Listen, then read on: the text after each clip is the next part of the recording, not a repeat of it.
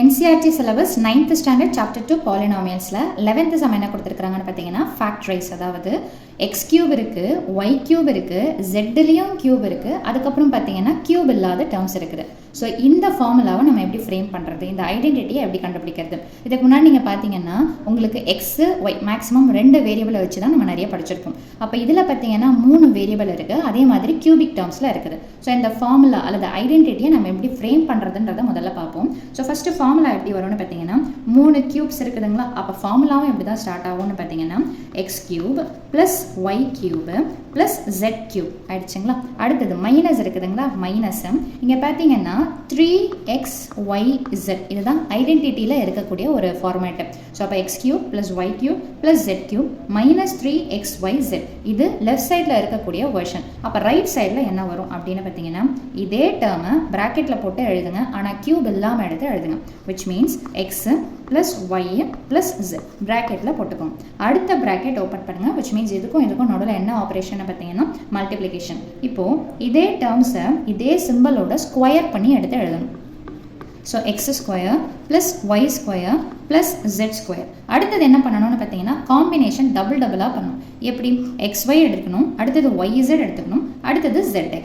ஆனால் இந்த மாதிரி டபுள் டைம்ஸில் எழுதும்போது எல்லாத்துக்குமே என்ன சிம்பிள் போடணும்னு பார்த்தீங்கன்னா மைனஸ்ன்ற சிம்பிள் எடுத்து போடணும். ஸோ அப்போது minus XY minus YZ minus ZX இது எல்லாம் சேர்ந்து ஒரு சிங்கிள் டேர்மாக நம்ம ப்ராக்கெட்டில் எடுத்து போடணும். ஸோ இதுதான் இதோடைய ஐடென்டிட்டி. ஸோ அப்போ எப்படி மேட்ச் பண்ணணும், 3 கியூப்ஸ் இருக்குதா வேரியபிளுக்குன்றதை பார்க்கணும். அதுக்கடுத்தது 3 டேர்ம்ஸ், அதாவது அதே XYZ கியூப் இல்லாமல் இருக்குது. ஸோ இதோடைய ஃபார்மேட் எப்படி வரும்னு பார்த்தீங்கன்னா x cube plus y cube plus jet cube minus 3xyz is equal to எப்படி போடணும்னு சொன்னேன், கியூப் இல்லாமல் ஒரு ப்ராக்கெட்டில் எடுத்து எழுதுங்க. அடுத்தது இன்டூ அடுத்த ப்ராக்கெட் ஓப்பன் பண்ணிவிட்டு இதை ஸ்கொயர் பண்ணி எடுத்து எழுதுங்க. So x square plus y square plus z square. அடுத்தது காம்பினேஷன் எப்படி பண்ணணும்னு பார்த்தீங்கன்னா டபுள் டேர்ம்ஸாக பண்ணணும். அப்படி டபுள் டேர்ம்ஸாக நம்ம எடுத்து பண்ணும்போது என்னென்னு பார்த்தீங்கன்னா மைனஸ் சிம்பிளாக ப்ளேஸ் பண்ணணும். ஸோ XY ஒரு டேர்ம்னா அடுத்தது YZ அடுத்தது XZ. இந்த கான்செப்டை நீங்கள் பிடிச்சிட்டிங்கன்னா சம்ம ரொம்ப ஈஸி. மேக்ஸ்னாலே உங்களுக்கு 3/4 பார்த்தீங்கன்னா மோஸ்ட்டாக உங்களுக்கு, அதுவும் ஸ்மாலர் கிளாஸஸ் இந்த 9th 10th எல்லாமே பார்த்தீங்கன்னா உங்களுக்கு எப்படி ப்ரொசீட் ஆகும்னு பார்த்தீங்கன்னா ஃபார்முலா ஓரியன்டாக நிறைய இருக்கும். ஸோ அந்த ஃபார்முலா அல்லது ஐடென்டிட்டி என்ன இருக்குதோ அது எவ்வளோக்கு நீங்கள் க்ளீனாக புரிஞ்சு படிக்கிறீங்களோ சம்ஸ் உள்ளே போகிறதுக்கோ அல்லது ஒர்க் அவுட் பண்ணுறதுக்கோ ஒன்றுமே இருக்காது, க்ளீனாக புரியும். ஸோ ஃபார்முலாஸ் அல்லது ஐடென்டிட்டிஸை எப்பப்பெல்லாம் உங்களுக்கு டைம் கிடைக்குதோ கண்டிப்பாக அதை நல்லா மெமரைஸ் பண்ணி வச்சுக்கோங்க, புரிஞ்சு படிங்க. த்ரூ அவுட்டாக மனப்பாடம் பண்ணணுன்ற அவசியம் கிடையாது. இப்போ நம்ம எப்படி நான் இப்போ சொல்கிறேனோ அந்த மாதிரி உங்களுடைய வெர்ஷன் ஆஃப் அண்டர்ஸ்டாண்டிங் என்னவோ அதுக்கேற்ற மாதிரி நீங்கள் படிச்சுக்கலாம். ஓகே, நான் coming back to the sum என்ன அப்படின்னு பார்த்தீங்கன்னா இந்த கொஸ்டினை நம்ம ரீரைட் பண்ணி எடுத்து எழுத போகிறோம். ஸோ அப்போது இந்த 27x³ நான் எப்படி எடுத்து எழுதுறேன் அப்படின்னு பார்த்தீங்கன்னா so which is equal to question எடுத்து எழுதிக்கலாம் நம்ம. ஸோ கொஸ்டின் என்ன இருக்குதோ அதை அப்படியே எடுத்து எழுதுங்க. 27x³ அடுத்தது y³ அடுத்தது z³ மைனஸ் 9xyz. அதாவது இந்த வெர்ஷன் நம்ம ஃபஸ்ட்டு ரீரைட் பண்ணி எடுத்து எழுதணும். ஏன்னா இந்த இடத்துல பார்த்தீங்கன்னா எக்ஸுக்கு தான் கியூப் இருக்குது, 27 நம்ம என்ன பண்ணணும்னு பார்த்தீங்கன்னா இந்த ஹோல் கியூபாக மாற்றணும். ஸோ ஃபஸ்ட்டு இதை நம்ம இந்த ஃபார்மேட்டுக்கு எடுத்து எழுதணும். அப்போ 27 எப்படி எடுத்து எழுதலாம் அப்படின்னு பார்த்தீங்கன்னா 3x the whole cube கரெக்டுங்களா. 3a கியூப் பண்ணால் 27, ஸோ x கியூப். அடுத்தது பார்த்தீங்கன்னா y the whole கியூப்னு எடுத்து எழுதுவோம். அடுத்தது z the whole cube. So x cube plus y cube plus z cube எடுத்து எழுதியாச்சா. அப்போ இது x வேல்யூ, இது y வேல்யூ, இது z வேல்யூ. அடுத்தது ஃபார்மேட்டில் என்ன இருக்குதுன்னு பார்த்தீங்கன்னா -3. இது ஐடென்டிட்டியில் என்ன இருக்குதோ அந்த நம்பர் அப்படியே வந்துடணும். xyz அப்படின்னா என்ன வந்துடும், ப்ராக்கெட் போட்டுக்கோங்க. எக்ஸுக்கு பதிலாக என்ன இருக்குதுன்னு பார்த்தீங்கன்னா 3x இன்டூ, ஸோ இதை தான் நம்ம இந்த மாதிரி மாற்றுறோம். எக்ஸுக்கு பதிலாக இந்த மாதிரி, ஒய்க்கு பதிலாக ஒய், ஜெட்டுக்கு பதிலாக என்ன பண்ணணும்னு பார்த்தீங்கன்னா இங்கே ஜெட்டுக்கு பதிலாக என்ன இருக்குதோ அதை அப்படியே எடுத்து ப்ளேஸ் பண்ணிக்கோங்க. ஓகேங்களா. இப்போ இதை இந்த மாதிரி நம்ம பிரித்து எடுத்து எழுதிட்டோம்.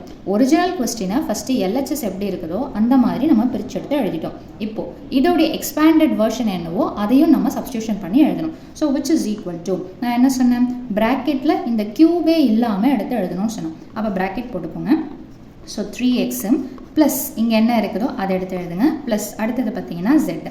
ஸோ இன்டூ அடுத்தது என்ன பண்ண சொன்னோம், இதே நம்பர்ஸை ஸ்கொயர் பண்ணி எடுத்து எழுதணும். That is x square plus y square plus z square. அப்போ இந்த ஃபர்ஸ்ட் நம்பரை ஸ்கொயர் பண்ணால் என்ன வரும், 3 ஸ்கொயர் பண்ணிங்கன்னா 9, எக்ஸ் ஸ்கொயர் பண்ணிங்கன்னா எக்ஸ் ஸ்கொயர், கண்டிப்பாக ப்ளஸ் தான் வரும். அடுத்தது பார்த்தீங்கன்னா ஒய் ஸ்கொயர் பண்ணிங்கன்னா ஒய் ஸ்கொயர் ப்ளஸ் ஸ்கொயர் பண்ணுறதுனால கண்டிப்பாக இங்கே எல்லாமே என்ன தான் வரும்னு பார்த்தீங்கன்னா ப்ளஸ் தான் வரும். அண்ட் மோரோவர் பார்த்தீங்கன்னா இங்கே எல்லாமே வேல்யூஸ் பாசிட்டிவில் தான் இருக்குது. ஸோ ஜெட்டை ஸ்கொயர் பண்ணால் என்ன வரும்னு பார்த்தீங்கன்னா ஜெட் ஸ்கொயர். அடுத்தது நம்ம கான்செப்ட் படி என்ன பண்ணணும், டபுள் காம்பினேஷன் பண்ணும்போது சிம்பிள் என்ன போடணும்னு பார்த்தீங்கன்னா மைனஸ்ன்னு சொல்லிட்டு போடணும். ஸோ அப்போ ஃபஸ்ட்டு இந்த 2 காம்பினேஷனை போடலாம். என்ன போட்டுக்கணும், ஃபஸ்ட்டு மைனஸை போடுங்க. 3 இங்கே நம்பர் எதுவுமே கிடையாது, அப்போ நம்பரை ஃபஸ்ட்டு போட்டுருங்க. வேரியபிள்ஸ் என்னவோ அதை மல்டிப்ளை பண்ணிக்கோங்க. எக்ஸ் இன்டு ஒய் என்ன தான் வரும்னு பார்த்தீங்கன்னா XY. அடுத்தது திரும்ப மைனஸ் போட்டுக்கோங்க. அடுத்த காம்பினேஷன் என்னது, ஒய்யையும் ஜெட்டையும் மல்டிப்ளை பண்ணும். இங்கே ஏதாவது நம்பர் இருக்குதான்னு பார்த்தீங்கன்னா கிடையாது. ஸோ அப்போ எதை மட்டும் மல்டிப்ளை பண்ணால் போதும்னு பார்த்தீங்கன்னா வேரியபிள்ஸ் ஜஸ்ட் YZன்னு எழுதினா போதும். திரும்ப ஒரு மைனஸை போட்டுக்கோங்க. அடுத்த காம்பினேஷன் பார்த்தீங்கன்னா ஃபஸ்ட்டு லாஸ்ட்டு. ஸோ இங்கே நம்பர் பார்த்தீங்கன்னா வெறும் 3 மட்டும் இருக்குது. ஸோ நம்பரை போட்டுட்டேன். எக்ஸையும் ஜெட்டையும் மல்டிப்ளை பண்ணால் XZன்னு போடலாம் அல்லது ZXன்னு போடலாம். ஸோ அவ்வளோதான், சம் ஓவர். இதுக்கப்புறம் நீங்கள் எதுவும் ப்ரொசீட் பண்ணணுன்ற அவசியம் கிடையாது. ஸோ இந்த ஃபேக்டரைசேஷனுடைய ஐடென்டிட்டி எக்ஸ்பேன்ஷன் என்ன அப்படின்னு பார்த்தீங்கன்னா 3x + y + z into 9x² + y² + z² minus 3xy minus yz minus 3xz. ஃபார்முலாவுடைய அந்த ஐடென்டிட்டியை நீங்கள் கரெக்டாக கேட்ச் பண்ணிட்டீங்கன்னா சம்ம ரொம்ப சிம்பிளாக புரிஞ்சிடும். ஸோ வீடியோ பயனுள்ளதாக இருந்ததுன்னா கண்டிப்பாக லைக் பண்ணுங்கள், ஷேர் பண்ணுங்கள், சப்ஸ்கிரைப் பண்ணுங்கள். தேங்க்யூ.